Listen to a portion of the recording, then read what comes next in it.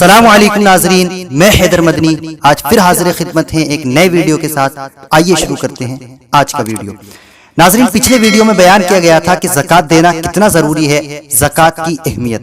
اگر آپ نے وہ ویڈیو نہیں دیکھا ہے تو ڈسکرپشن میں ہم نے اس کی لنک دی ہے، وہاں سے آپ اس ویڈیو کو دیکھ سکتے ہیں۔ آج ہم بات کریں گے مسائل زکوٰۃ کی، زکوٰۃ کے مسائل کی۔ تو ناظرین یاد رکھیں، زکوٰۃ کے مسائل جاننے کے لیے 4 چیزوں کا جاننا بے حد ضروری ہے۔ ان میں سے پہلی چیز ہے شرائط زکوٰۃ، یعنی زکوٰۃ کی شرطیں۔ وہ کون کون سی چیز ہیں کہ جن کے پائے جانے کے بعد زکوٰۃ فرض ہو جاتی ہے۔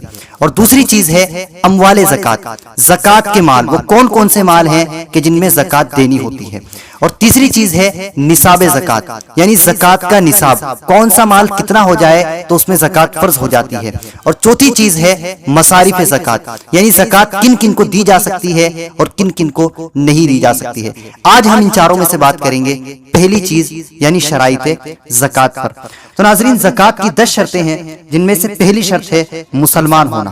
کافر پر زکوٰۃ واجب نہیں ہے، یعنی اگر کوئی کافر مسلمان ہوا تو اسے یہ حکم نہیں دیا جائے گا کہ زمانہ کفر کی زکوٰۃ ادا کرے، یعنی جتنے زمانے کافر رہا اس کی زکوٰۃ ادا کرے۔ اور دوسری شرط ہے بالغ ہونا، نابالغ پر بھی زکوٰۃ واجب نہیں ہے۔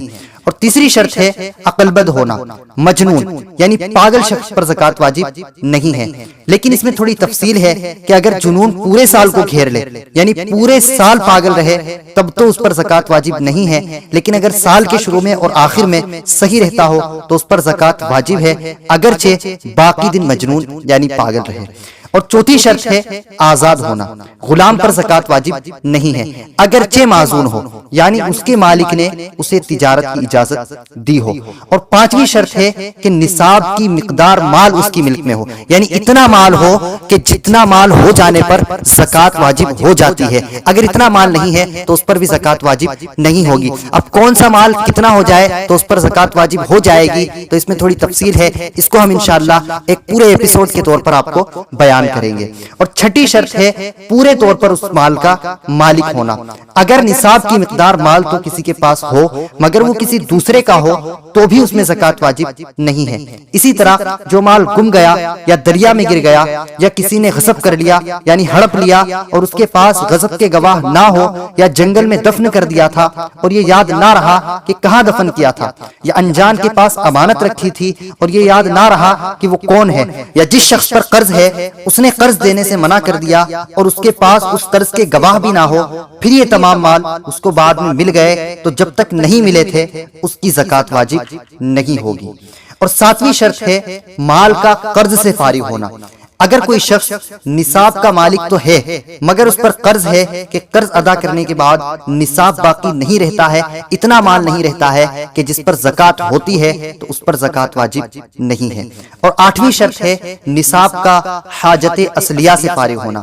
حاجت اصلیہ یعنی جس کی طرف آدمی کو زندگی گزارنے میں ضرورت پڑتی ہے، جیسے رہنے کا مکان، جاڑے اور گرمیوں میں پہننے کے کپڑے، گھر کے سامان، سواری کے جانور، خدمت کے غلام، پیشاوروں کے اوزار، یعنی بزنس مینز کے کام کرنے کے جو اوزار ہوتے ہیں وہ چیزیں، علم والوں کے لیے ضرورت کی کتابیں اور کھانے کے لیے غلہ، یہ تمام چیزیں وہ ہیں کہ جن میں زکوٰۃ نہیں دینی ہوتی ہے۔ اسی طریقے سے اور وہ کون کون سی چیزیں ہیں کہ جن کی زکوٰۃ ادا نہیں کرنی ہوتی ہے، وہ بھی ہم آپ کو بیان کریں گے۔ یہ جاننے کے لیے ہماری یہ سیریز آپ پوری دیکھیے گا۔ اور 9ویں شرط ہے مال نامی کا ہونا، یعنی بڑھنے والا مال ہونا، جیسے سونا، چاندی اور کرنسی وغیرہ۔